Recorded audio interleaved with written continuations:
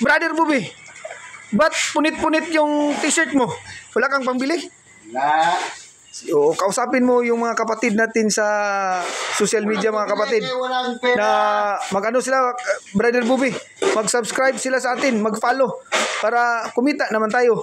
Makabili ka ng bagong damit. So, isabihan mo sila. Walang pera. Walang pera, ma'am. So, paano magkapira? Kailangan mag-subscribe sila at mag-follow, kapatid. Ganito. Punit-punit na yung damit mo ba? Ganito. Para ka ng taong grasa ba? So, ito na mga kapatid. Yung niluto natin mga plastic, mga waste plastic, pit bottle, silupin, sako, iba pang mga klase ng mga plastic. Ito na yung resulta niya mga kapatid. After na lumamig siya, tumigas, tapos dinaan natin sa itong ating crushing machine, giniling natin, ito na yung resulta kapatid. So para na rin siyang buhangin.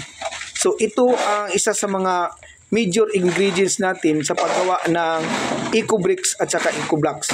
Sa isang mixing activity natin mga kapatid, 60 kilos nito, tapos 4 na balde ng crush sand at isang sakong simento, makagawa tayo mga kapatid ng 80 pieces ng Ecobricks.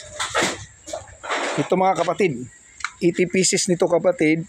Tapos kung ito naman ang ating ipoproduce, 42 pieces nito mga kapatid sa isang mixing. Yung 60 kilos na melted plastic, 4 na balde nung crush sand at saka isang sakong simento.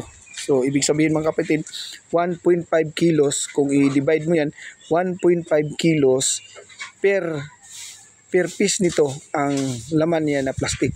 Ito naman, kung 82 pieces ang maproduce, 700 grams ang content ng plastic nitong ating Ecobricks. So yun mga kapatid.